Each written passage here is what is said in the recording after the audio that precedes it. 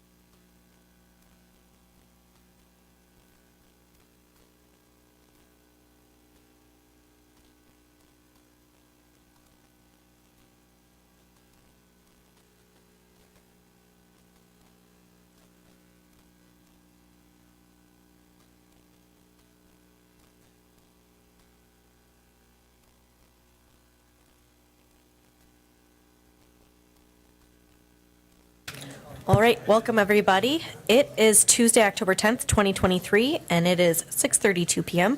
You are at a Common Council of the City of Wausau meeting. Welcome everybody. The first item on our agenda is the Pledge of Allegiance. I pledge allegiance to the flag of the United States of America and to the republic for which it stands, one nation, under God, indivisible, with liberty and justice for all. Right. Now the clerk will call the roll.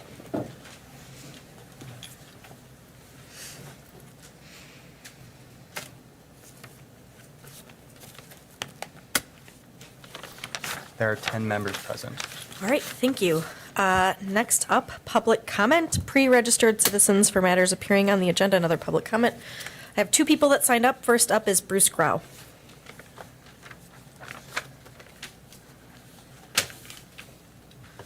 Bruce Grau, 1115 North 10th Street. And in my time here in Wausau, I have witnessed two administrations botch multiple multi-million-dollar residential developments, leaving taxpayers holding the bag while unmet housing needs skyrockets.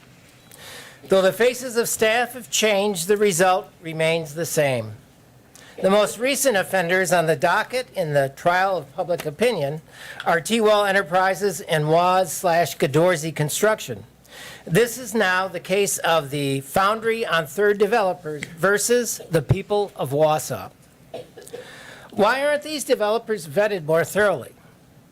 Why do we bend over backwards to parties who start revising their signed commitments to us, the citizens? Why do we think that repeatedly behaving in the same polite manner will result in a desired outcome? The word insanity comes to mind here. Is the future of all the planned affordable housing developments now in doubt? I heard there may be a problem with the Woodside Battery site. The impression to the public is that business controls decisions coming out of this building, not the other way around. The only people who disagree with this impression are business people and politicians who curry favor with them. Enter exhibit number 2. A follow-up soil sample of the mall site revealed a more extensive presence of PAHs like benzene. We all have heard of benzene. Exceeded non-industrial, i.e. residential standards. Now, benzene can stay in the air from 1 day to 2 weeks. The city says the soil must be removed, but Cadorzy Constructions refused to let the machinery in to do this. In the meantime, the soil and dust are continually displaced and made airborne by the disruption of heavy machinery and foot traffic with construction of the Imaginarium. Being polite to business in this case directly threatens the health and safety of construction workers and the public. In the court of public opinion, the city of Wausau's government has, through successive administrations, been found guilty of subordinating the unmet basic needs, money, and health of its citizens to scurrilous and self-serving profiteers and influence peddlers, from the mall to the Riverside to Thomas Street neighborhood to our city water and groundwater and beyond. This is what corporate welfare looks like. You can start to turn this around, bring back sanity, and reprioritize public service tonight. Thank you. Next, I have Jeff Stubbe.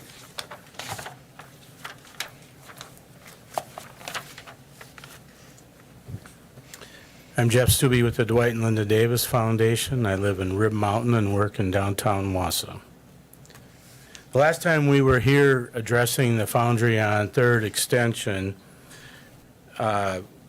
was offered the financial support or guaranteed financial support to the city that there would be no incremental costs that they would incur as a result of the extension. The city council decided to go in closed session and determined that they would like to see that in writing. And that is what we've now provided with the cooperation agreement that's here tonight. We do not have an alternative developer or an alternative plan at this point. So not approving this would delay development of this site 2, 3, 5, maybe more years, and that would be a real problem. To those council members that have steadfastly supported us and this development project, I thank you, and WAS thanks you. To those opposed, think deeply about your obligation to service to WASA citizens and how you satisfy WASA's vision statement. The vision statement, WASA is fun, vibrant, a highly connected community providing diverse and accessible social, arts, cultural, and outdoor recreational experiences, and a thriving economy where everyone has the opportunity to achieve success and happiness. Thank you. Thanks. All right. That's all I have for public comment. Next item I have is committee reports. The Board of Public Works insurance claims from April 2023 through September 2023 will be placed on file. Next up is the consent agenda. That's file number 230901 through file number 230608. I would entertain a motion. I have a motion by Alder Dinney and a second by Alder Larson. Is there any discussion? I'm not seeing any. You can vote.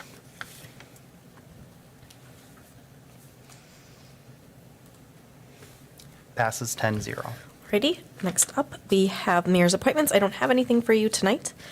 So that means next up is file number 150708. This is a resolution from the Plan Commission amending the general development plan at 1200 North River Drive to allow for 200 residential units and 5,500 square feet of commercial space in a planned unit development zoning district. It looks like I have a motion from Alder Lukens and a second by Alder Watson. Is there any discussion here? Alder Rasmussen. Thank you. This is a project that I think is easy for us to get behind and support. It represents large-scale, high-density development on the riverfront, which is what that plan has called for. This plan, as the design has evolved, has only gotten better. It's my hope that we will support this plan and move it forward because I think the economic impact that it can have to tax-based growth and to achieving our goal per our housing study of creating housing in all three tiers, high, medium, and low, and market rate will be achieved if we send projects like this ahead. So I'm hopeful that we'll support this one. Thank you. Thank you. Alder Gisselman. Yes, thank you. I think this has come before us before, and I guess I stand opposed to this. I think that considering the riverfront and considering the great amount of money that the citizens of the city of Wausau paid for this, all of this land, I see that the green space, the public space that is on the riverfront is gradually, and with this project being whittled away. The project itself comes within feet of the proposed plan, 7 stories, plus the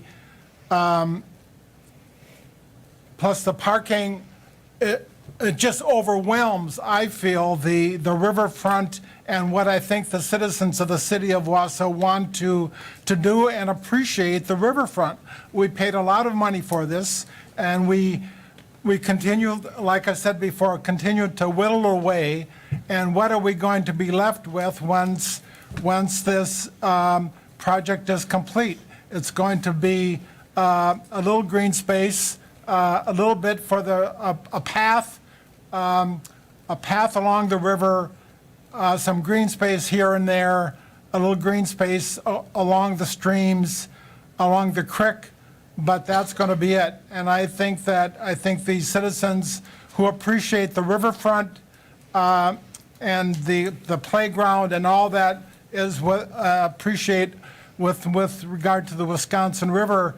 I think this project really overwhelms the riverfront, and I will be opposed to it. Thank you. Thank you. Alder Killian. Thank you, Madam Chair, and I share Alder Gisselman's sentiments on that, and I've received public input from the citizenry that also shared the concerns about the inconsistency with earlier riverfront plans in terms of green space and such a footprint on the river. And my colleague had brought up the economic impact. I think just due to the nature of the item, I was not intending to kind of debate that tonight. We certainly can, but I would bring up that the total projected public assistance for this project is $9.2 million, and coupled with the T-wall project, which is $10.8 million in total projected public assistance, just those two projects alone are $20 million in public money. I will not be supporting this either. Thank you. Thank you. Alder Rasmussen. Thank you. I think it's also important to recognize, based on the investment that we as a community have made in both assembling and remediating riverfront property, that the return on that investment also has to be partially rooted in tax-based growth and commerce. That area cannot be solely recreational. And for as much as people like to go to the riverfront and enjoy the river, we have created and provided amenities for that to happen. But we also need a mixture of things happening down there. And so when that riverfront was originally conceived, many of the discussions we had talked about high-density housing and building up, not out, because that is a limited commodity for us, riverfront, waterfront land, and this project utilizes that very, very well. So hopefully we can move forward. Thanks. Alder Gisselman. Yes, I believe I was on the city council when we purchased it. the whole riverfront, I think, was, why I voted to purchase it and to develop it and to clean it up. Perhaps there would be some planning that would be in agreement with the riverfront itself, with some low-density, low-level development perhaps. But I did not envision large-scale developments like this. And I think that once the sun comes up on 7 floors, that part of the trail will never see the sun until 1 o'clock in the afternoon. I think that, I think it's just, and I think we have, but again, we have to be thinking of here and now. I think we have to be, instead of the payoff, which is coming many years ahead of us, I think we have to be conscious of the here and now and have the opportunity to appreciate the riverfront for the people in this day and age. Thank you. Alder Lukens. Thank you. I too expressed concern when this first came before us about the riverfront and the green space. And I have been very much of an environmental advocate for years and years and years. Was really sad to see all the development in Remoten years and years ago when that occurred. And so this is tough for me. But the other part of it is I was just in Weston the other day, and I was just thinking about growth and development and, amenities. And I guess one thing for me, since I was elected and I've been learning and doing all sorts of research this last year and a half, I've really realized, and also listening to people, listening to students that I work with, listening to other, people, that we, what we have here and the need that we have for housing and the need we have for certain services, the money, we do need both. And because we have limited space, that's the struggle for me.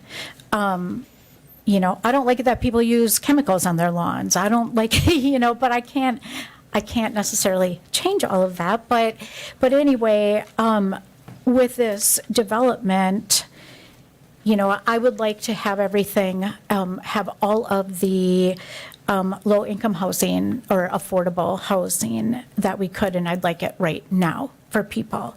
But I mean, what I've learned is that if we don't also have some of each, we're not going to have the affordable housing, because the affordable housing gets taken by people that can afford more because we have such a lack of housing. So I just wanted to share those views, because I guess one other thing I've really learned since serving on this is that there are no easy answers and there's no perfect answer. And it's really hard sometimes, because I'm very much a social justice advocate. But at the same time, we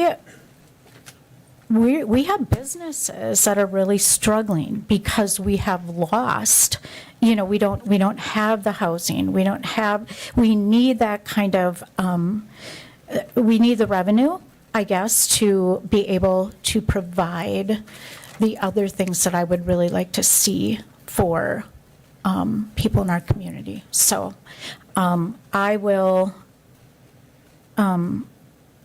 I guess that's where I've come to, and I just wanted to share that on the record. Thank you. Thank you. Alder Killian. Thank you, Madam Chair. I think to Alder Gisselman's earlier points about plans and so forth. When I recall the sketches on the riverfront for the plans, if I'm not mistaken, in this area there was development, but it even had green space on top of it that was gave pedestrians the ability to travel across it, thus combining development while not limiting the type of access to the riverfront that we see with this. I think clearly with what we see in the design tonight, that seems drastically different than in that in those earlier plans. And also, I know that the kind of musical chairs model or speculation about housing is popular these days, that if we build higher end housing, then people will move out of lower cost housing into these, and then those who don't have housing will move into the previously occupied housing. But as popular as that is, I've seen no statistical or data-based indication that's true or a reality in Wausau. And I think, as we heard from the regional housing study, the economics of housing needs is that subsidies are most appropriate for affordable housing, simply because with the costs involved to achieve those types of price points, it almost always involves government participation, and that really is not the case with higher end or higher price point housing. Thank you. Thank you. Alder Larson. Thank you, Madam Chair. I guess, how much is too much and when is it enough when it comes to these market rate houses we have? I mean, in the past few years, we've had Urban West, we have Banter, we have the River Life, and now we have this one. And where is, where is the, as per what Alder Lukens was saying, where's the balancing point where's the affordable housing there? There hasn't been any. I mean, you can say, oh yeah, we remodeled the downtown, the landmark building. That was already there. What have we done to add affordable housing, in this city? We haven't done anything other than the Gorman project, which is still in limbo. And so I think like, when is enough? And with that, thank you. Thanks. Alder Lukens. Thank you. I would just also like to say that when we had the presentation not long ago from the regional housing study, the person from that, he actually said that that's one of the issues with the affordable housing, that people that can afford more are taking up the other spots. So that did come from the regional housing study. Thank you. Thank you. Alder Watson. And I'm trying to track down the number, and I know probably some of our staff would have it better at their fingertips, but I think our community is 300 to 500 units short. So we do need more units. I'm just trying to find it in the It housing was study. 525 by 500? 2025. There you go. 157 pages is hard to wade Sorry. through in a couple minutes. But, so I mean, we do need more housing. I know we have all these popping up, and we are going to get some of those more affordable units, hopefully, with the West Side Battery, and then Commonwealth, hopefully, on that corner lot. But we need that middle to try to fill out, too. So I'm definitely going to support this. Thank you. Thank you. Alder Dinney. Thank you, Mayor. I think we need to remind ourselves that the table for a lot of this stuff has been set by prior councils, by our council. We approved this. It went through economic development, and we did approve the plan. Now we're looking at the amendment to the PUD. So, if you think back when we moved Wausau Chemical off the river, 7.9 million we spent there. I mean, that's an outrageous number, but our predecessors determined that was the course we wanted to set, is to clean up the river, put housing on the river, put amenities on the river. We've adopted it in our strategic plan. It was voted on 10-1. So if we want to change course, we need to start thinking about that and maybe look at what we want to do there. But we've set this course, the table's been set. So, we're a little late to the table if we're going to try to throw this one off. I'll continue to support it. Thank you. Alder Martins. Thank you. I'm starting to think that us as a body doesn't want to build housing in this city. We say we want housing, we want affordable housing, we want market rate housing, we want housing of all levels. But when the rubber hits the road, there's a strong opposition to any type of housing in any neighborhood, be it 8 units, be it 6 units, be it a duplex. And I think we need to step back and we need to say, if this city's going to grow, where is it going to grow? We're landlocked. We don't have the opportunity like Rib Mountain or Weston does to spread their wings and grow outwards. We have to grow upwards. And projects like this on the riverfront or projects on the mall site are our opportunity to grow upwards, to build housing, to attract people to this community. And we need to get serious about this, and we need to support these types of projects so that we can build our population, we can build our tax base, and we can build our city. Thank you. Thank you. I don't see anybody else with a request to speak, so I think we're ready to vote. You may vote.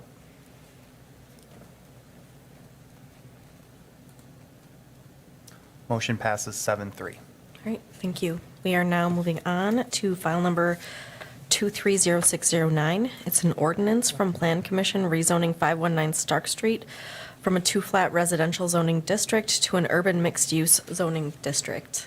I have a motion by Alder Hinkie, and I have a second by someone, Alder Watson. Alder Rasmussen. Thank you. The last time we talked about this, and we had talked with the adjacent property owner, who actually is very opposed to this, I believe that we had referred this back, and we had asked Plan and the parties involved to find a compromise or an alternative that would really make peace between the business owners and the neighborhood.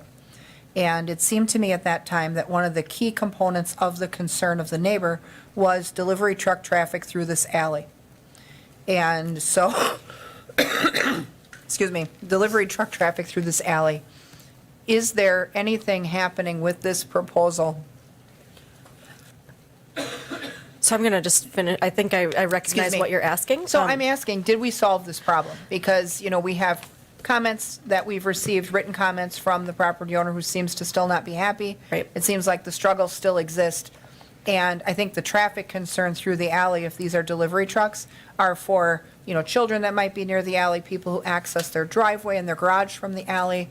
So, are we any better than we were the last time? So maybe we can start with our zoning administrator, Bill Hebert, and he can give an update on how those discussions went. Not everybody is happy still. Yeah, no, we did, there wasn't a consensus met.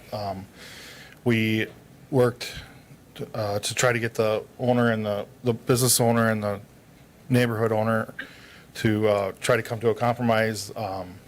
They came up with a different plan, but it wasn't quite right. We discussed vacating part of the alley, and the owner of the home was unable to do that because the garages face certain ways and they need to have access both ways. So we met, several of staff met with both the business owner and the homeowner. We tried to work it out for over an hour. No consensus was met. So we took the updated plan. It's in your packet, and there's also there should be a delivery plan in your packet as well, showing how a semi can come in to drop a delivery at the funeral home without using the alley. So I think, previously when this item was at council, it kind of got tied up into the parking lot design, but really that's for the staff to approve. The task there, the question at hand is, does city council feel that this property should be rezoned from single family to urban mixed use? That's the plain and simple thing that the council should look at. Can you remind me, did we discuss how many deliveries a day we were looking at? It wasn't like, Yeah, the bigger truck, I think maybe was like once a month. okay. There could be straight vehicles, bigger vans or whatever, making deliveries more frequently, but semi-trucks was about once a month according to the business owner. Okay. All right, I have Alder Larson. Thank you, Madam Chair. I sort of have to agree with Alder Rasmussen here because, it's a shame that the business owner and the residents couldn't come up with some kind of agreement, but, not only does, encourage truck traffic through there, even though somebody's not looking, but it also encourages, it's wide open for any kind of traffic, through there. And that to me would have, how many cars would go through there a day. That to me would have safety concerns as well. So I'm not going to be supporting this at this time until there can be some kind of safety resolve there. Thank you. Are there any further questions or comments? Alder Dinney. Well, thank you, Mayor. And I was at that meeting, and I do agree with Mr. Leclerc that the alley safety is a concern. We have, and we did do something to address that one-way traffic, so we put a sign up to prevent or to help prevent those trucks from going down, but apparently they still are going down. But I guess the one thing I think both parties did agree on is that the current arrangement is suboptimal. So, I guess the sad part is that two grown men here, neighbors, can't come to some better options. And I think maybe rezoning would open up some better options if they could come to that.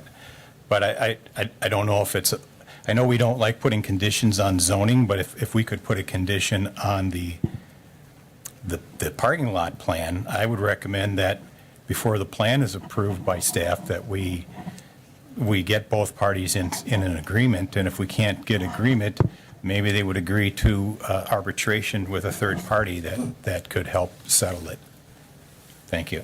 Thanks. I'm just looking at our city attorney and wondering if that's something that is a way that we can vote on, or if that's more of a. You're moving to amend this proposed ordinance? I'm not sure we can do that. Bill, would you agree with me? I mean, this is an amendment to the zoning map. Yeah. The parking lot issue would be considered when a permit's applied for, correct? For the parking plan? That's correct. So my request, or maybe it's just a request, is when the parking lot plan comes in, staff approves it, staff could potentially approve a plan that the homeowner likes worse than what the current one is. So I'm trying to give an avenue here that he still has some fight in the game. Okay. I'm going to call on Alder Rasmussen. Thank you. The reality of the situation is based on the photographs that we've received from the resident. These are recent photographs. The situation with the alley is already happening. It's not like this truck traffic in the alley is going to be new. And so if that either continues, or isn't stopped by whatever change we make, it almost seems like any decision we make here isn't going to stop the situation in the alley. So if rezoning it opens up some better options to adjust the parking lot plan and maybe adjust the flow, that certainly can be worked out between the landowners and the staff. But if this is already happening, I think our denial of this really doesn't make anything any better. I mean, unless we're going to start traffic enforcement in the alley and impose weight limits, there's not a good solution here. And I think that's what I wanted us to talk through is, have we solved anything? It's been a couple months since we heard this last time. Nothing's any better. And so any decision we make here isn't going to necessarily positively impact the dispute that's already happening between these folks. So I feel like if the rezoning would enable better options to come to the table and at least get under staff consideration, I'd support that. Thank you. Alder Dinney. Okay, just before I let this go, I just want, maybe I'll put it in a form of a request to staff that we don't approve the plan without consulting Mr. Leclerc and get both parties in the loop. Is that unreasonable? I see kind of a nod that that's notification and discussion can probably happen. Thank you. All right. Is there any further? I don't see anybody requesting to speak, so I think we're ready to vote here. You may vote.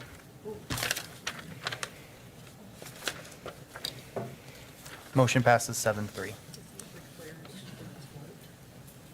I don't have that.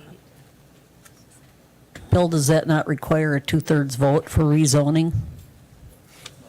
No? Okay. Okay. All right, thank you. We are now on to item number 200410.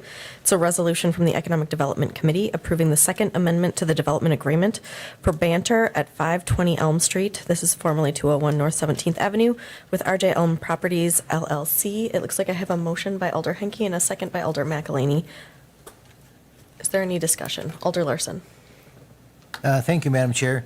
I'm sure we all received the email and heard some negative stuff on this, but I'm going to support this because if it doesn't interfere with the tax plan that's already in place, I see a need for this, and I'll tell you why. Because I myself, I'm a plant in Wausau here, and I needed housing like this for 2 months while I was working up here until I could get my family moved up here. And if it's going to help, say, a hospital with a traveling nurse or something, or any business owner, secure employment, get employment while they move their families up here, I'm all for it. Thank you. Thank you. Alder Henke. Thank you, Mayor. I'd like to I expressed similar comments at the meeting at Economic Development as Alder Larson just did. I was in the same boat. Could have used something like this when we moved to town. Would have been awesome. Also, just an update, there was some discussion in ED about this. Alder Killian and I had a community meeting last night, and no one voiced any more opposition to it. So Okay. I also think that this is we keep talking about needing housing and needing housing.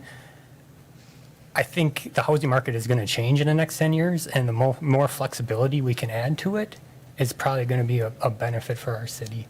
So I'm going to support this again. Thanks. Thank you. Alder Mertens. Yeah, thank you. I support this resolution because I do think it's needed in the area. I have concerns about the short-term rental market eating up our existing housing stocks. And a plan like this that contains short-term rentals inside of a building or facility that will not impact our other housing stocks that could be used by low to moderate income individuals is a great thing. So I think we should all support this. Thank you. Thank you. I don't see anybody else requesting to speak, so I think we are ready to vote. Oh, just kidding. Alder Denny. Sorry. Sneak just it in there. One hanging chad here. I'm sorry. My only, and I generally support this because I think it's a product that is needed here, although I didn't realize it was coming down this as such a fast track, because I thought we were going to have some neighborhood engagement that maybe was more noticed than that one meeting. But my actual concern, though, is the but-for request that the developer put in and Ellers evaluated and analyzed for us. Have the financials changed to where we would have made a different decision based on that use originally? So I just want to make sure we're not enriching further if it's a business model that potentially could have stood on its own as a hotel. Yeah, and this is before my time as well. Just the history that I know about the project, there wasn't a but-for test. There wasn't an Ellers analysis done for that project. But in talking with assessment, whether it's short-term or long-term, the tax value, the assessed value, equalized value is going to be approximately the same on that. And some of the things that were talked about earlier with the advantages of having the flexibility built in, that may make them more profitable in a sense that instead of having empty rooms, they're able to charge a larger amount for a short term. But at the end of the day, it takes potentially empty rooms and fills them up. We want to see the business succeed in the city, and that's the important thing at the end of the day that we want to see. But there's really not a great answer to your question, but I don't think there would be any change to that. Thank you. Alder Henke. Thanks. It would also add some of those rooms to room tax. So, I mean, they might make a little bit more money, but the city's also going to make more money with this whole deal. So, thank you. Thanks. Alder Killian.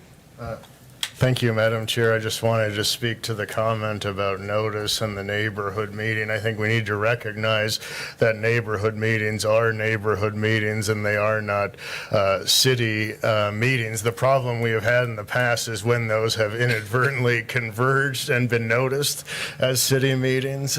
Sometimes, yeah, I won't go into that more, but in this case, my understanding it was held at the typical time of the month, and I was made aware of it from residents who were aware of it, at least one resident. So I think it was positive there was some element of participation before this vote that had been a concern of mine at ED when a citizen brought it up. And as Alder Henke had mentioned, I did not note any further objections at the neighborhood meeting. Thank you.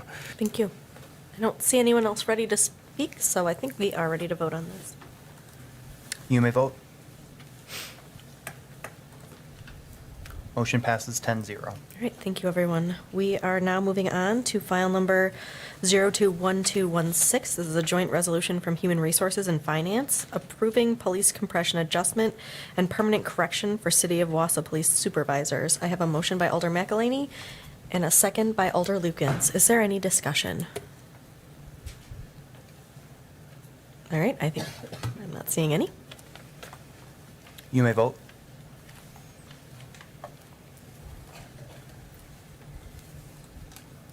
Motion passes 10-0. All right, thank you. This is another joint resolution from Human Resources and Finance. It's file number 231007. It's a joint resolution approving reclassing the position of accounting assistant to utility revenue analyst. I have a motion by Alder McElhaney and a second by Alder Larson. Is there any discussion? I'm not seeing any. You may vote. Motion passes 10-0. All right, thank you. Next up is a third joint resolution from Human Resources and Finance Committee. It's file number 231006, approving the recommendation of the compensation study to move the city attorney from grade 5 to grade 4, assistant city attorney from grade 12 to grade 10, and the city clerk from grade 15 to grade 12. I have a motion by Alder Lukens and a second by Alder Henke. Is there any discussion? I don't see any. You may vote. Motion passes 10-0. All right. Thank you. Next up, I would entertain a motion to suspend the rules, 6B for filing and 12A referral of resolutions. This requires a 2/3 vote. I have a motion by Alder Watson and a second by Alder Henke. We don't get to discuss, so we're ready to vote. You may vote. Passes 10-0. All right. So the first item we have is file number 031111. This is a joint resolution from Human Resources and Finance Committee authorizing a 3% general wage adjustment for non-represented employees effective December 24th, 2023. I have a motion by Alder McElhaney and a second by Alder Lukens. Alder Larson. Thank you, Madam Chair. My concern is, and you know, we all have to be a budget friendly when it comes to Wausau, but my also concerns is 3% enough in these times? I mean, is 3% enough with inflation the way it is 3% enough to retain our employees? And so with that, that's my question. Thank you. Okay, it looks like some of your colleagues have some comments. Also, Alder McElhaney. Thank you. This is coming from our wage study, so it isn't a number we picked out of the hat. we had a wage study by Gallagher, who does wage studies for the county and other places, and they looked at that and said 3% would get us to where we need to be. And I also would remind council that we have done numerous raises in the last term and this term to get people up due to the changing in the wages, since COVID. And so I support this. The HR director, I'm sure, can come up and talk about how Gallagher came up with this, but this isn't, I just want people to understand, this isn't a number that came from the sky. This came from our Gallagher study of the wages. Thank you. Alder Rasmussen. Thank you. Finance Committee also unanimously approved this tonight based on the HR recommendation and the study that was done. We agreed that it is important for us to be market competitive in attracting and retaining talent. We also need to make sure that while we control the pay increase or the pay, increase or not for the non-reps versus represented employees who can bargain for wage adjustments, it's very easy to get behind if we don't keep up with that. This allows us to keep competitive with the non-reps as we have with our union contracts. So I intend to support this, and it is, as far as whether it's enough, I hope it's enough, because in our cost to continue for next year, it represents over $400,000 in additional spending. So we do need to be cautious with how we implement these things, but I think this is fair, but we certainly shouldn't be higher. Thank you. Thanks. Any further questions? Comments? All right, I think we're ready to vote. You may vote. Passes 10-0. All right, thank you. We are now into file number 121012, a joint resolution from Human Resources and Finance Committee authorizing health, dental, vision, and supplemental insurance plan design for 2024. I have a motion by Alder Rasmussen and a second by Alder McElhaney. Is there any discussion? I believe this passed unanimously at Finance as well. It did. I'm not seeing anybody with their light on. You may vote.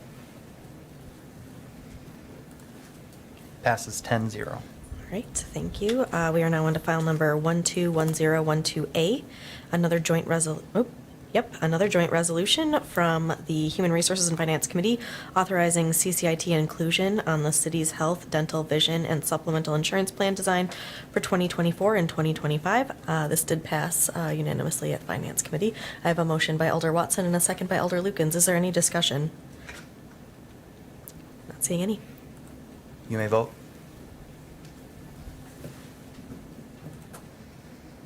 Passes 10-0. All right, next up is file number 221109. It's a resolution from the Finance Committee approving the 2023 budget modification for West Wausau Avenue Booster Station Generator. I have a motion by Alder Rasmussen and a second by Alder Watson. I believe this was another unanimous at Finance. Is there any discussion? Not seeing any. You may vote.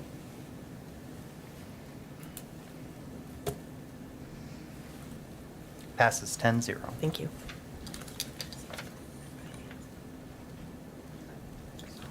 Yeah. Okay. All right, we're moving on to file number 221109A. It's a resolution from the Finance Committee approving the 2023 budget modification for facility capital projects. I have a motion by Alder Watson and a second by Alder Rasmussen. Is there any discussion? I don't see any. Oh, Alder Larson.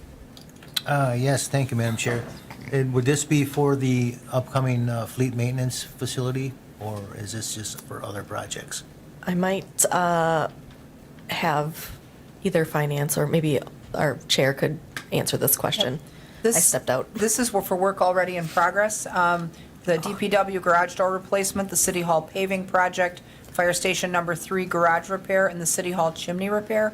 Those bids and projects have yielded additional costs of $42,000 that they're asking for an amendment to complete. Okay. That's right. We had 70 for the first one and 42 for this one. Correct. Okay. Any other questions or comments? All right. We're ready to vote. You may vote. Motion passes 10-0. All right, thank you very much. All right, so for these next two issues, they are related. So I'll call them and we can have a representative from the organization give a little spiel.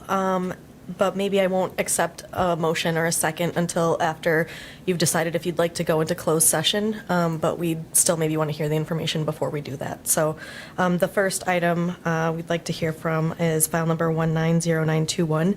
This is the resolution approving the cooperation agreement between Wausau Opportunity Zone, Inc. and the City of Wausau related to the redevelopment of the former mall site. I do believe we have a representative of WAS here. Yep. Mr. Jomella to give a brief update. Very brief. Okay. Promise? I promise. Just briefly, thank you very much for having me this evening.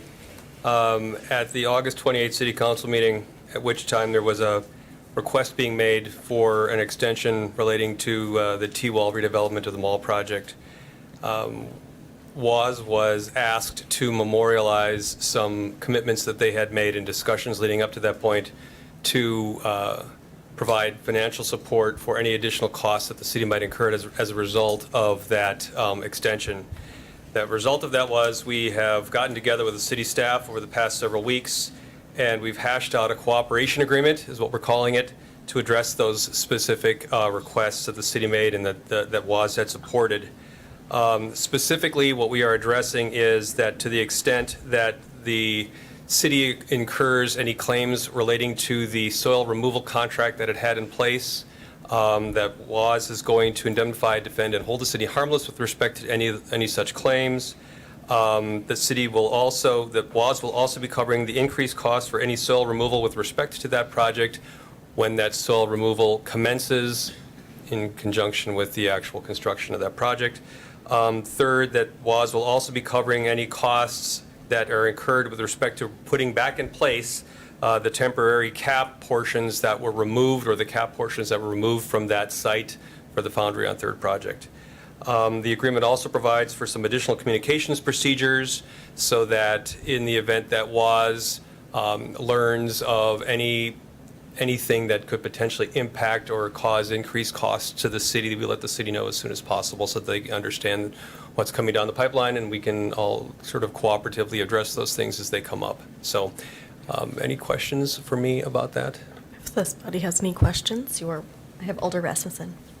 Not a question, but this does, I mean, in my reading of this afternoon and Mr. Mella's comments, this does get us exactly where we wanted to be at the end of August, where we wanted to kind of walk these things together, knowing that we were uncomfortable with the extension without memorialization of these points. I think this really hit upon everything we asked for, and so I have no problem supporting this in its current form. It's well-written. Thank you. Okay, thank you. Alder Killian. Thank you, Madam Chair. And, I had highlighted some initial concerns about the delay and the financial implications or consequences of that delay. And I guess I could just, if I may, ask Mr. Mella a couple of questions for clarification.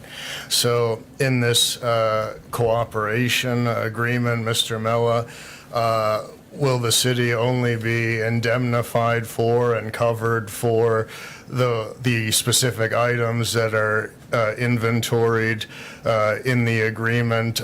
The cooperation agreement does, I'll just let you answer that, sir. The indemnification provisions that are there are specifically relating to the soil removal contract that was in place. That, so to the extent that any claims, regardless of what they are and against whoever they may be, if it's city council members individually or the city itself, yeah, can you imagine? That WAS steps in and defends against those types of claims. Thank you. And so is my understanding correct that if it's not inventoried in the agreement, if it's a consequence that is not currently anticipated or listed in the agreement, there is no such broad indemnification or protection for the city? No. Could you please explain that answer, sir? I'm not sure what else you're looking for. You asked me a question that's a yes or no answer, and the answer is no. Thank you. It was my understanding that part of the delay and the reason we didn't have an agreement before us the last meeting, which was kind of unusual, we had kind of scheduled it and I'll come here, and then there was no agreement between WAS and the city. Was my understanding from relevant staff is the city thought that a broader indemnification would be protective for the city and its taxpayers, and one of the reasons for the delay is that WAS and council would not support such a broad indemnification agreement. So that was the reason for my question and my confusion at your answer, but we can move on from there. In the cooperation agreement, it essentially requires that we terminate the agreement or relationship that we have with Melvin. And I'm uncomfortable with that. I feel like in this case, we're being asked to not make good with a party that held up their side of the bargain for parties that did not hold up their side of the bargain. And what I mean by that specifically is the reason that WAS wants us to terminate that relationship with Melvin because it will limit its exposure liability on that? No. And what would be the rationale then, Mr. Mella? A clean break, starting over. Okay, thank you for that answer. That covers my questions, but I will say I have some comments from that.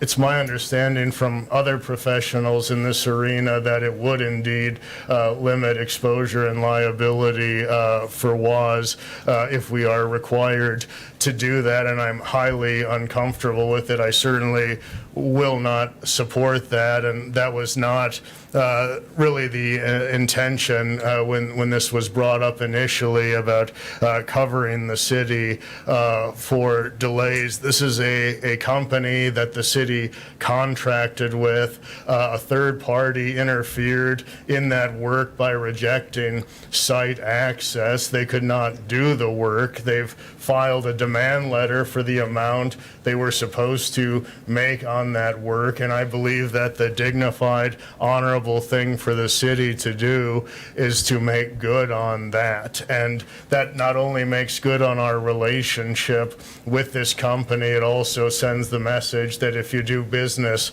with the city in the future, that even if there's third-party interference in our agreements, we're going to stand behind it, and we are not going to throw you under the bus just to limit exposure for those who interfered or rejected that site work. So I certainly do not agree with that. I believe Melvin was acting honorably. We asked them to do the work, and it was rejected by Mr. Gadorzi and WAS. And secondly, and it was my first question about the broader indemnification, I believe we need that to protect the city and its taxpayers. There were already suggestions of potential costs and fiscal implications that were not included in this agreement, and there may very well be others that we cannot reasonably anticipate right now. So, as it was stated on the video, WAS said it would cover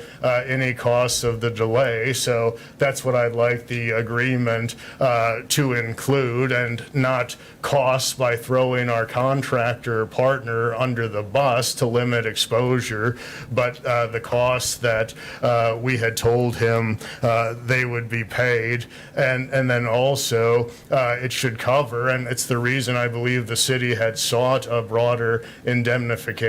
It should be broad enough to protect the city, and this certainly is not. Thank you, Madam Chair. Thank you. Alder Rasmussen. Thank you. So I spent a number of hours today reading this contract and the exhibits that are associated therewith. And I think that it's important for us to recognize the original provisions in the Melvin Agreement to start with, which is one of the exhibits in the contract. That is in our packet. It's page 201. It is in the Melvin contract, page 19, paragraph 10, suspension or termination for convenience. The city had the right under the contract to suspend the work and terminate the contract for convenience. And what that means legally is that you don't have to have specific cause, there doesn't have to be default for convenience, you can exit that agreement. And so to execute that clause, to make a clean break, certainly makes sense. That project will be rebid in the spring when the work is to be done. That contractor can bid again along with any others. But I think that does then put a finite end to the agreement that was not carried through. I think that WAS has memorialized all of the things that we asked them to at that last meeting. And the fact that they have also injected a duty to defend and indemnify provision is actually beyond what I expected they would memorialize. So I appreciate that. I don't think that that needs to necessarily be any more comprehensive, but, I appreciate the fact that that's included. I also don't think that on this particular agreement, we need a closed session. We have hashed this whole thing out in open session for the public to watch, and the agreements are in the packet. So there's nothing to hide here. So I think that we need to just make this decision and, accept the verbiage that we have here because, the city, in exiting that contract, which that letter, I believe, has already gone out, they're exercising their legal right under the contract that existed within that core contract before any of this exploded. So I think that that makes sense, and we need to move ahead. Thank Sure. you. So any member of this body is welcome to make a motion on your iPad. I do see that Alder Killian has requested. I have a motion by Alder Rasmussen. If there's a second, then we can continue the discussion. I have a second by Alder Henke. Alder Killian.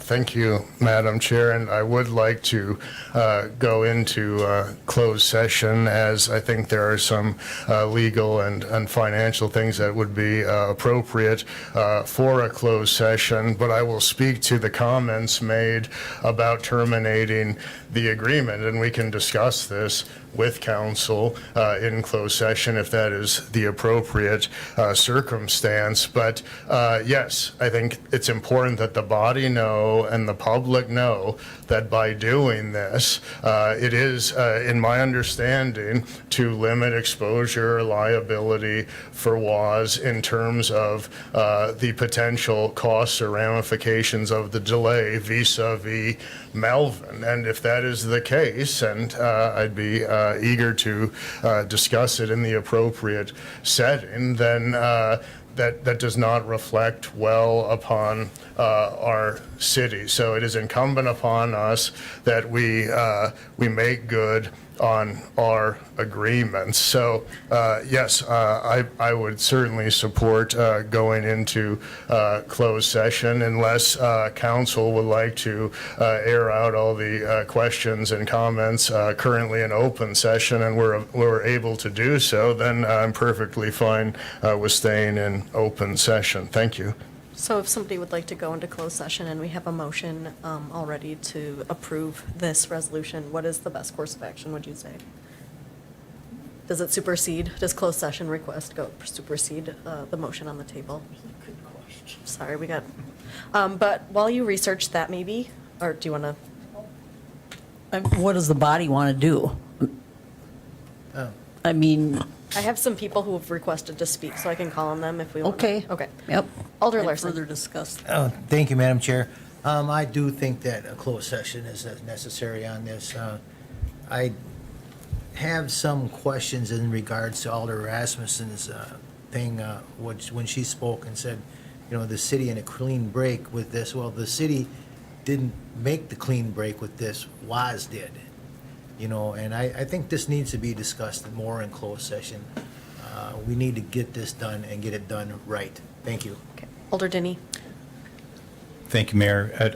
I would suggest we continue the course we set, and as the mayor recommended, both items would have a representative speak to them, and then we could take this to closed session. But let's get that portion out of the way and go from there, because I do have some questions that may pertain to both parties if we could get to that. All right. Alder Rasmussen.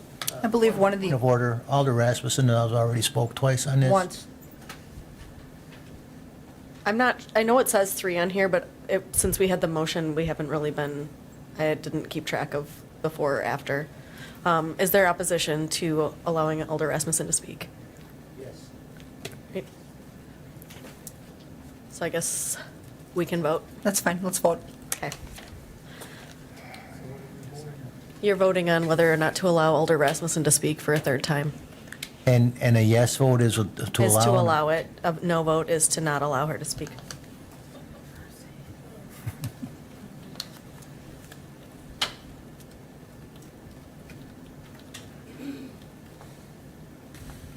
Yep.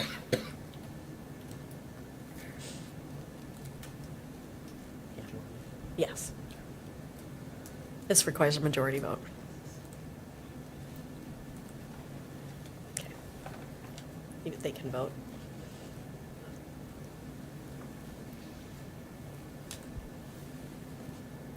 Do you need a second? Oh, Yeah, there you go. All right, there you go. There. you may vote.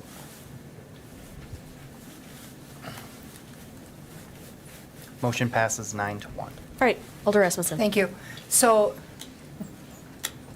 it was interesting. Anyway, so my comment is brief. It's, I believe one of the exhibits we have in the packet is a letter that the staff sent to Melvin terminating the contract. So it's not that the city didn't exit the contract or WAS didn't exit the contract. I believe that that letter was authorized by the engineering division and that contract, they've been put on notice that that termination clause is being exercised. Is that correct? I thought one of the documents. We have our, I was out of town last week, but our outside counsel is telling me no in the audience because he handled that. It's the proposed draft that would go out if all of this is approved. Okay, Then that's so the that's the form, draft that was the exhibit that executed was by attached to the Vanderwall. cooperation agreement. Okay, thank you. Yeah. Yep. all right, so we do have a motion and a second on the table to vote on this. Now, if you would like to go into closed session, we can either remove our motion and our second and continue on to our next item, or we can vote on this. So I'm kind of looking for what maybe this body would like. Heard a couple of folks. Okay, Alder Larson. I don't feel comfortable voting on this without going into closed session. Does the motion and the second, do you mind? I'll withdraw the motion and we can have that discussion. Okay. That's fine. I'll withdraw All right, also. everyone is amenable to this. All right, so any further questions about the WAS agreement before we move on for a quick brief on the T-Wall agreement? Okay. If a representative from T-Wall would like to give a brief update on where we stand with you. Thank you, Mayor. And maybe answer some questions if there are any. Yeah. Thank you. So council requested a few weeks ago that we make some changes to the amendment for Foundry on Third. We've worked with WAS and city staff, and now we're in front of you addressing all of those changes to the amendment. And I would like to announce that E-Plan Review has approved the entire plan for Foundry on Third, and now we're enabled to apply for a building permit. And as of last week, we've applied for our building permit, and now it's up to city staff. As soon as the city staff signs off on that application, then we can pull our building permit.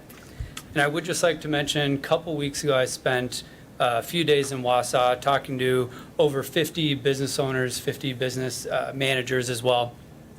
A lot of great conversation. It was really great to hear from direct stakeholders, their thoughts on the development. And it was overwhelmingly in support of the development. The general theme was it'll be great to have more retail office space options downtown to increase walkability to the downtown, get people downtown. And there are also a couple interesting conversations I had about employers needing housing for their employees. One interesting conversation that came out of that was some sort of program where we could work with employers to, could sponsor units for their employees and reserve those units, and then those employees could get one of our units at a discounted rate. So as a result of that conversation, I'll be talking to a few major employers and seeing if that could be a viable option for more housing for employees. Thought that was an interesting conversation that I want to share with you, and I'm available for any questions. Does anyone on this body have a question? Alder Larson. Thank you, Madam Chair. It's been no secret, you've had some financial difficulties and stuff and delays in other cities I guess my question is to you is are you in financial position now to move forward with this project? We're able to start on the project as soon as we're allowed. And yeah, once we have our building permit and we're permitted to go on site and start building, that's when we'll build. That didn't answer my question, but thank you. All right, Alder Doug Denny. Thank you, Mayor.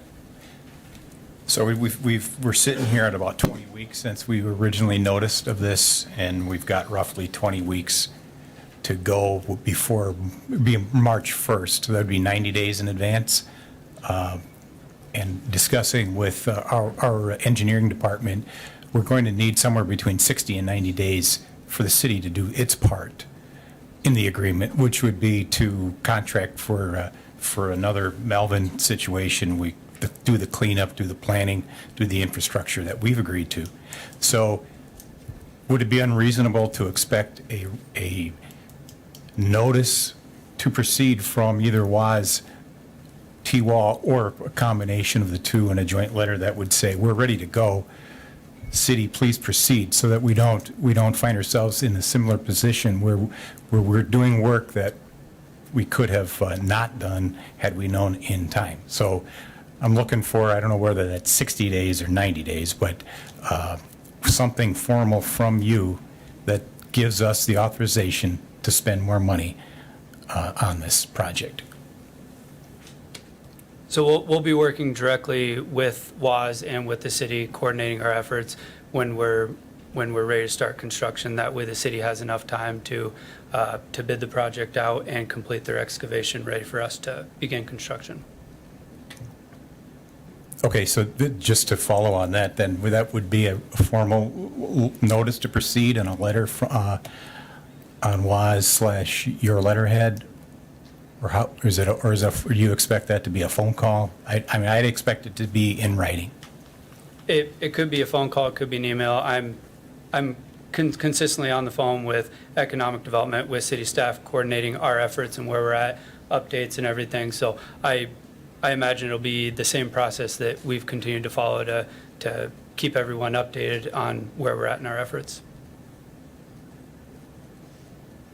Okay. Alder Killian. Thank you, Madam Chair. And just a question sparked by Alder Denny's comments, and I'm not sure what value a notice to proceed or like something on a letterhead or a phone call. I'm not sure kind of the substance of that or the level of protection for the city, but I do understand that in Watertown recently, when deadlines were not met by your company, that the Watertown City Council unanimously voted to reject an extension such as the one we're voting on tonight, but also apparently the land had been sold or in some way transferred to your company as well, and they must have had a clawback provision, because when I watched their public access video of the council meeting, they said that they wanted the land back within 60 days, and upon receipt of their land back, they would then immediately be issuing an RFP to find a new developer after your company missed the deadlines in Watertown. So perhaps this is something more for closed session. I'm not certain, but a notice to proceed just on a letterhead wouldn't cut it for me. I'd be interested in a cooperative clawback from T-Wall and WAS that says if those deadlines are not met, then the city will get its land back. I believe that right now WAS maintains ownership of that land, so certainly that was sparked in kind of my mind when Alder Denny brought up protections, some land clawback coupled with a broader indemnification from the WAS cooperative agreement for any currently seen or unforeseen financial implications of the delay, and in that case, the delay they caused, but perhaps such a pairing would be the beginning of kind of reasonable contractual protections for the city. So thank you. Thank you. Alder Rasmussen. Thank you. Thank you. I think so long as we're on the Watertown subject, it seems to me that based on current events reading of that, that there was some different circumstances surrounding that deadline, and I think there was some dispute over parking spaces and maybe needing additional spaces from the library and that request being denied or whatever. I mean, that really puts them in a different position, other than the fact that the deadline was missed, than we sit in here. We don't have those struggles here. But I also think that the whole reason that we took on WAS as a partner to secure local ownership and local control of that land was to ensure just that local control. And so, I don't know that we necessarily need to be in a position to claw back the mall land. WAS owns it. They're in the process of negotiating and starting a project on it. They have resisted requests to push for early closing for specifically those protections. You don't turn over and sell land when a project isn't ready to take flight. And so even though some of us have pushed them to close by set dates, they've not done that intentionally to retain control until the project was ready to begin. So I think those protections are already there, and I don't think that we need to inject ourselves into a land clawback situation, because we don't want to be in the business of owning that mall site. We want that turned over to the private sector. We want it developed sooner than later, and we want it generating property taxes. So I think we need to stay out of that part. Thank you. Thank you. Alder Denny. Thank you, Mayor. And I guess maybe the more legal term for this we could flesh out, but I think putting something in writing in the form of a notice to proceed is very similar to a purchase order.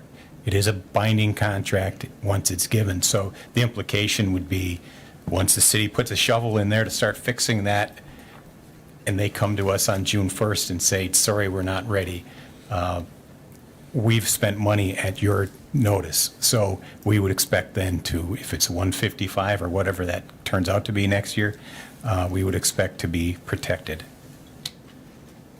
Alder Killian.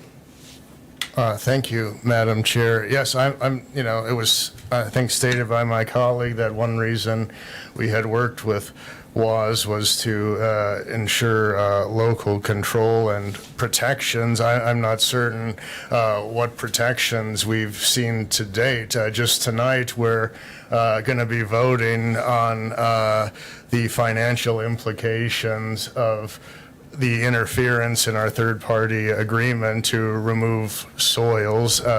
There was no protection there. We had a commencement deadline of, I believe it may have been September 1st. I don't recall. It's passed. That was not met. I'm not sure what protection we had there. And now we're voting to approve an extension very similar to what Watertown, not just unanimously, but enthusiastically rejected. And it wasn't really about parking spaces, but I'd recommend to the chair and body that anyone who'd like to watch that, I believe it's shortly after 28 minutes on their public access video. So I'm not really, if someone asked me why are we working with WAS now to accomplish this, quite honestly, I'd have a hard time finding a good answer to that. But Alder Larson had asked about funding and the ability to sufficiently fund the project. Right now, I believe the completion deadline would be moved to almost 2026. I believe it would be November 2025. We've heard a lot about capital stack and the need to kind of complete or finalize that. Do you anticipate that your company would have any reservations sharing with the city the state and status of that capital stack in terms of the relevant debt levels and equity levels? Is that something that T-Wall company would be amenable to? Yeah, so we're moving along really nicely with our capital stack, and to address Watertown, two very completely different markets, different projects. Wausau is a very strong market. Watertown, there's a very large rent gap between the market rents in Watertown versus what a new construction project would demand. Where Wausau, that's not an issue. Watertown, we would need more TIF assistance in order for new construction to work. Wausau, that's not the issue. We're not coming to you for additional TIF assistance. This is just a few months for us to be able to start construction. Thank you for that commentary, but back to my question about passing along the details of debt and equity of the capital stack. Is that something that could possibly be arranged or that the company would be amenable to? So I'd like to defer to Attorney Jacobson. I believe there's protections for the city within our development agreement, but if Attorney Jacobson could confirm that. I'm not sure I understand what you're referring to in the development agreement. The confidentiality of sharing financial information, you mean, with the council? I believe there's terminology within the development agreement for us to share financial information for the TIF incentive. I'd have to go back and look at that. I can't answer that off the top of my head. Sorry. I know that we did have that agreement when it came down to that analysis by Ellers, so I don't know if that's over or if that exists in perpetuity, but that is something that we agreed to with Ellers. Yeah, and I won't put you on the spot, or if there's something in the agreement you think addresses that, it's something perhaps we could later discuss with Attorney Jacobson, but thank you for the information. All right, so I don't have anyone else with a request to speak. So if we want to just hold on a second before somebody does the closed session motion, because before that, we have public comment and suggestions. If there is anybody here who didn't get an opportunity to make their comments before, you're welcome to address the podium now. Okay. I'm not seeing anyone approaching us. So if there is somebody here who would like to make the motion and also read the item, I would entertain that. It looks like Alder Lukens is ready to make that motion. Thank you. I'm ready. So I make a motion that we move into closed session pursuant to 18.95 sub 1 sub E of the Wisconsin statutes for deliberating or negotiating the purchasing of public properties, the investing of public funds, or conducting other specified public business whenever competitive or bargaining reasons require a closed session. Excuse me, relating to the proposed First Amendment to the development agreement with Foundry on Third, Phase 1 LLC, and the purchase and development agreement and related amendments with Wausau Opportunity Zone Incorporated, Wausau Center Mall. All right, so we have a motion, and it looks like Alder Watson has a second. This does require a roll call vote, so our clerk will call that. Lukens. Aye. Mertens. Aye. Killian. Aye. Denny. Aye. Gisselman. Aye. McElhaney. Aye. Rasmussen. Aye. Watson. Aye. Dawn is not here. Larson. Aye. McGee. Aye. All right, we will be back after we're done discussing.